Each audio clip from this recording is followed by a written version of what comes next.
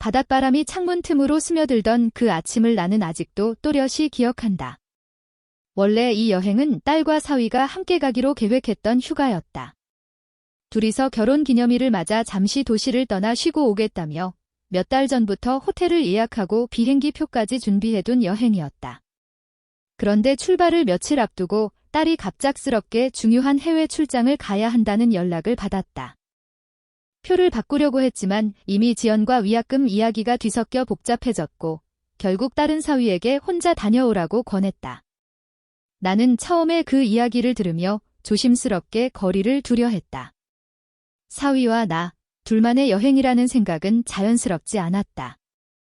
어른 둘이 바닷가에 가서 며칠을 함께 지낸다는 것이 말로는 아무렇지 않은 척할 수 있어도 마음속 깊은 곳에서는 어딘가 어색하고 조심스러웠다. 그래도 이미 환불이 어려운 상황이었고 딸은 내게 여러 번 전화를 걸어 건마가 대신 다녀오세요. 바람도 쐬고 쉬세요. 라며 등을 떠밀었다. 그렇게 해서 나는 오래전부터 미뤄왔던 나만의 여행을 뜻밖에도 사위와 함께 떠나게 되었다.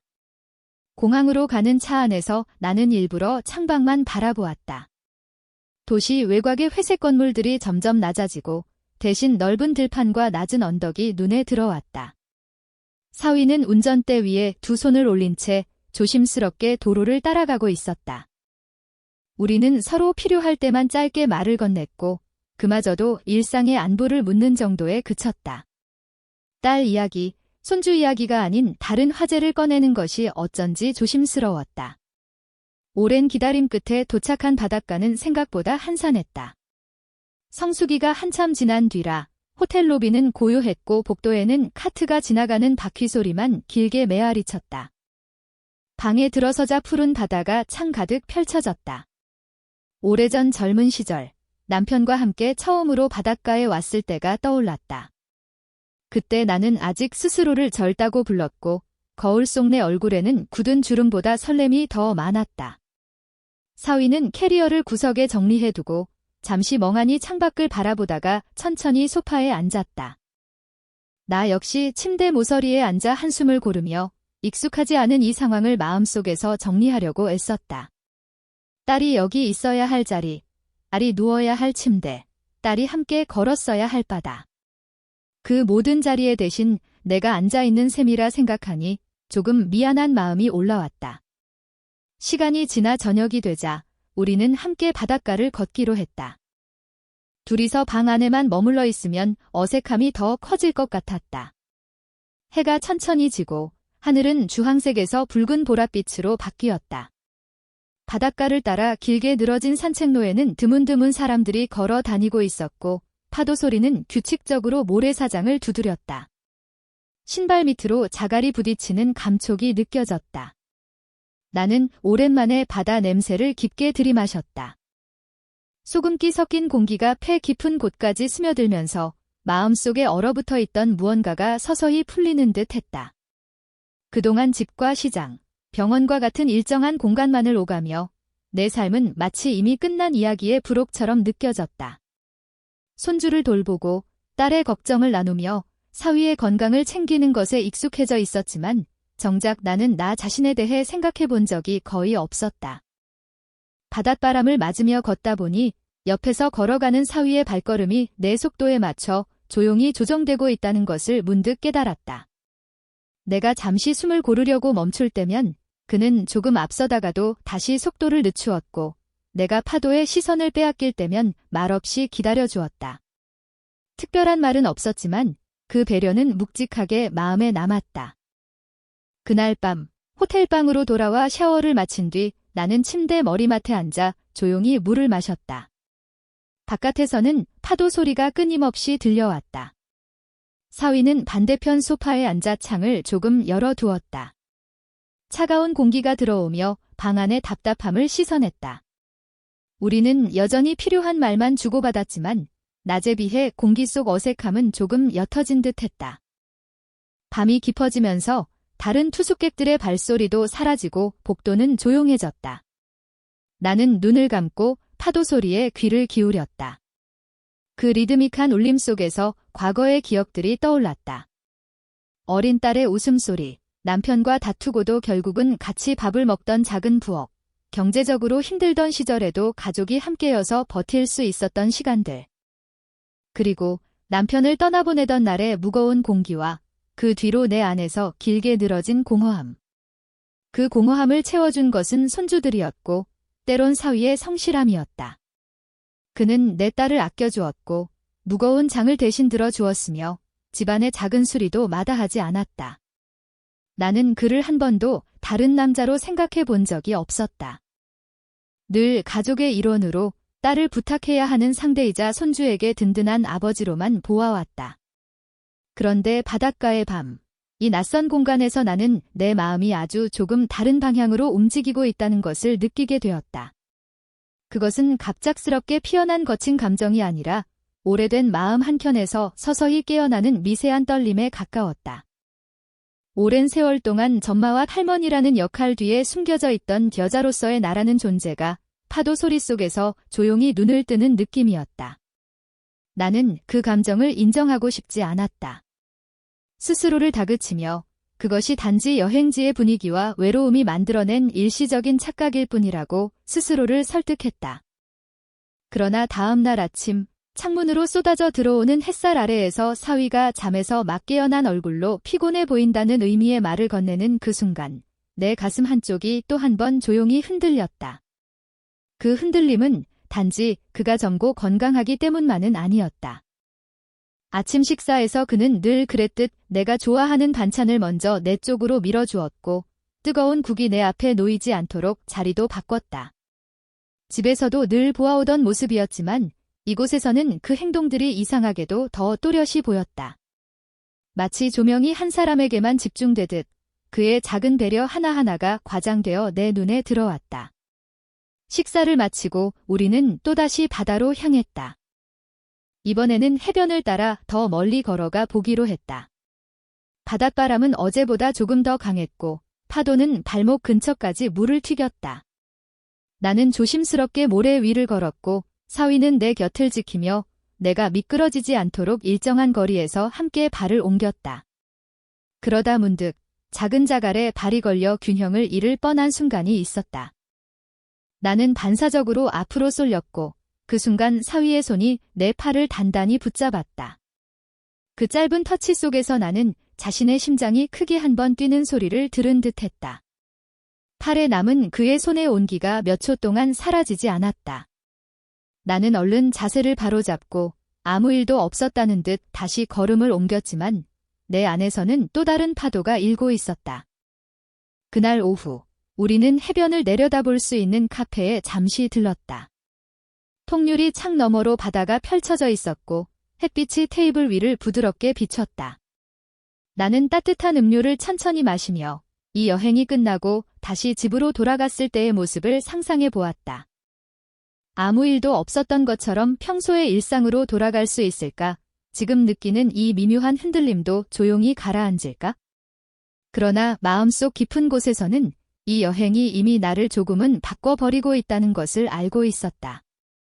오랫동안 잊고 지냈던 설렘과 죄책감이 한데 섞여 낯선 감정의 물결로 밀려오고 있었다. 나는 여전히 스스로를 붙잡지 못한 채 그 감정이 어디까지 나를 데려갈지 알 수 없어 두려웠다. 바닷가 마을의 첫날 밤이 완전히 저물어갈 즈음 나는 창가에 서서 어둠 속에 반짝이는 파도의 흰 포마를 바라보았다. 그리고 조용히 깨달았다. 이 여행은 단순한 휴가가 아니라 내 인생의 오래된 균형을 흔들어 놓는 시작점이 될지도 모른다는 것을. 나는 그 사실이 두려우면서도 동시에 눈을 뗄 수 없었다.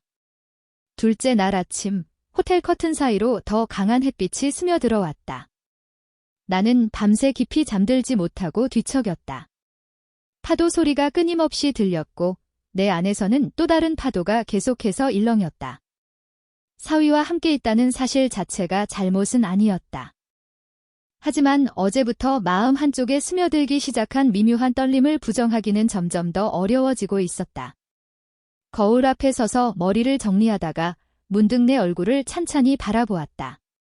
나이가 고스란히 드러난 눈가의 주름, 예전보다 느슨해진 턱선, 흰 머리를 감추려 애쓴 흔적들. 나는 한숨을 내쉬며 이 여행이 아니라면 굳이 이렇게까지 내 모습을 오래 들여다보지 않았을 거라는 생각이 들었다. 집에서는 언제나 바쁘게 움직이며 나 자신을 관찰할 여유조차 없었다. 아침 식사를 하러 내려갔을 때 사위는 이미 식당 한쪽에 앉아 있었다. 그는 내 자리를 향해 미리 접시를 옮겨두고 내가 좋아하는 음식들을 내 쪽으로 가까이 두었다. 그 모습은 집에서 보던 그대로였지만 이 낯선 공간에서는 이상하게도 더 따뜻하고 동시에 마음을 불편하게 만들었다. 나는 아무렇지 않은 표정으로 음식에 손을 뻗었지만 내 손끝이 떨리는 것을 스스로 느꼈다. 식사를 마친 후 우리는 오늘도 바다를 보기로 했다. 어제보다 날씨는 더 맑았고 하늘은 구름 한 점 없이 푸르렀다. 관광객들도 조금 늘어나 해변 곳곳에 형형색색의 파라솔이 펼쳐져 있었다. 아이들이 뛰노는 소리, 멀리서 들려오는 음악, 파도 위를 스치는 바람. 그 속에서 나는 오랜만에 세상이 여전히 살아 움직인다는 것을, 그리고 그 안에 나도 아직 포함되어 있다는 것을 또 한 번 실감했다. 우리는 해안선을 따라 조금 더 먼 곳까지 걸어가 보기로 했다. 사람들이 적은 구역으로 들어서자 파도 소리는 더 크게 들렸고 모래는 더 곱게 발바닥을 감쌌다. 나는 중간중간 숨을 고르며 발걸음을 늦췄고 사위는 늘 그랬듯 내 속도에 맞춰 자연스럽게 멈춰주었다. 잠시 바다를 바라보며 서 있을 때 내 옆에 선 사위의 옆모습이 시야에 들어왔다. 입가에 내려앉은 익숙한 미소, 햇볕에 그을린 피부, 이마에 조금씩 생기기 시작한 얕은 주름들. 나는 그 얼굴이 이제 더 이상 낯선 젊은 남자의 얼굴이 아니라 오랫동안 가족으로 지내온 사람의 얼굴이라는 사실을 다시 떠올렸다. 하지만 바로 그 익숙함 때문에 내 마음속 갈등은 더 깊어지고 있었다. 바람이 강해져 내 머리카락이 얼굴을 스쳤고 나는 손으로 머리를 정리하다가 균형을 잃고 한 발 앞으로 쏠렸다. 그 순간 어제와 마찬가지로 사위의 손이 빠르게 내 팔을 붙들었다. 그의 손길은 단단했지만 거칠지 않았고 너무 짧은 시간이었음에도 이상하게 길게 느껴졌다. 팔에 닿은 온기가 천천히 퍼져나가며 내 마음속에 또 한 번 물결을 일으켰다. 나는 재빨리 몸을 바로 세우고 그 손길에서 벗어났다. 아무 일도 아니었다는 듯 다시 바다를 바라보았지만 이미 내 안에서는 뭔가가 조금 더 깊은 곳으로 내려가 버린 느낌이었다. 이 감정을 완전히 지워버리기에는 너무 늦어버린 것 같았다. 해가 중천에 올랐을 즈음 우리는 잠시 해변 근처 벤치에 앉아 쉬었다. 나는 물병을 입술에 가져다 댄 채 머릿속을 정리하려 애썼다. 이 여행이 끝나면 다시 일상으로 돌아갈 것이다. 딸과 손주, 집안일, 장보기, 병원 예약, 익숙한 일과들. 그 속에서 오늘 느끼는 이 감정은 과연 어디로 사라질까? 아니면 보이지 않는 작은 흔적으로 남아 나를 괴롭힐까? 나는 마음속으로 여러 번 선을 그었다. 나는 어머니이고 시어머니이고 한 집안의 어른이다. 사위는 딸의 남편이다. 우리 사이에는 넘지 말아야 할 선이 분명히 존재한다. 그렇기에 지금 느끼는 모든 흔들림은 어디까지나 내 안에서 조용히 지나가야 하는 한때의 감정일 뿐이어야 한다. 그러나 감정은 머리로 다스린다고 해서 쉽게 사라지지 않았다. 바다의 색이 시간에 따라 조금씩 달라지듯 내 마음도 시간이 흐를수록 조금씩 다른 얼굴을 드러냈다. 아침에는 미안함과 어색함이 컸다면 점심이 다가올수록 설렘과 두려움이 뒤섞인 낯선 감정이 점점 더 또렷해졌다. 우리는 점심을 간단히 해결한 뒤 호텔 근처에 있는 작은 전망대로 올라가 보기로 했다. 가파르지는 않지만 천천히 숨을 고르며 올라가야 하는 길이었다. 나는 중간중간 멈춰 서서 뒤를 돌아보았고 그때마다 아래로 펼쳐지는 바다와 마을의 풍경이 새롭게 보였다. 전망대에 도착했을 때 넓은 바다가 한눈에 들어왔다. 햇빛을 받은 물결이 반짝이며 이어졌고 멀리 호라이전이 흐릿하게 하늘과 섞여 있었다. 나는 난간에 살짝 기대어 서서 이 풍경을 오래도록 눈에 담고 싶다고 생각했다. 그때 문득 마음 한쪽에서 어떤 생각이 떠올랐다. 만약 이 여행이 정말로 딸과 사위의 여행으로 끝났다면 나는 이런 풍경을 이 자리에서 볼 수 있었을까? 아마 집에서 손주를 돌보며 그들이 찍어보낸 사진을 휴대폰 화면으로만 보았을지도 모른다. 지금 이 순간 내가 직접 바람을 느끼고 햇빛을 받고 있다는 사실은 분명 소중했다. 하지만 옆에 서 있는 사람이 사위라는 현실이 그 소중함을 복잡하게 만들고 있었다. 전망대에서 내려오는 길, 나는 일부러 약간 거리를 두며 걸었다. 내 마음이 더 이상 흔들리지 않도록 어느 정도 선을 스스로 지키고 싶었다. 그러나 뒤에서 들려오는 사위의 발소리는 여전히 일정했고 내가 조금만 속도를 줄이면 자연스럽게 맞춰졌다. 오후가 되자 하늘에는 야은 구름이 걸리기 시작했다. 바닷바람도 차가워져 우리는 호텔로 돌아와 잠시 각자의 시간을 갖기로 했다. 사위는 피곤하다며 소파에 눕듯 앉았고 나는 침대에 몸을 기댄 채 눈을 감았다. 방 안은 조용했고 바깥에서는 멀리 파도 소리가 희미하게 들렸다. 눈을 감고 있으니 오히려 온갖 생각들이 더 또렷이 떠올랐다. 딸의 얼굴, 손주의 웃음, 남편의 목소리, 그리고 지금 같은 방 안에 있는 사위의 기척. 내가 감당해야 할 책임과 이미 지나가 버린 청춘, 그리고 그 사이에서 늦게 찾아온 미묘한 감정. 나는 한동안 아무 말도 하지 못한 채 그 모든 생각들이 머릿속을 돌다 스쳐 지나가도록 내버려 두었다. 그리고 천천히 마음속에서 결심을 하나 세웠다. 이 여행을 나 자신을 돌아보는 마지막 기회로 삼되 선을 넘지 않는 선에서 끝내야 한다는 결심이었다. 해가 서서히 기울 무렵 우리는 다시 바다를 보러 나갔다. 이번에는 굳이 멀리 가지 않고 호텔 바로 앞 해변을 천천히 걸었다. 파도는 어제와 비슷한 리듬으로 밀려와 모래를 적셨고 하늘은 붉은 빛으로 물들어갔다. 나는 내 발자국이 모래 위에 차례로 찍히는 것을 보며 마치 내 삶의 자취를 보는 것 같다는 생각을 했다.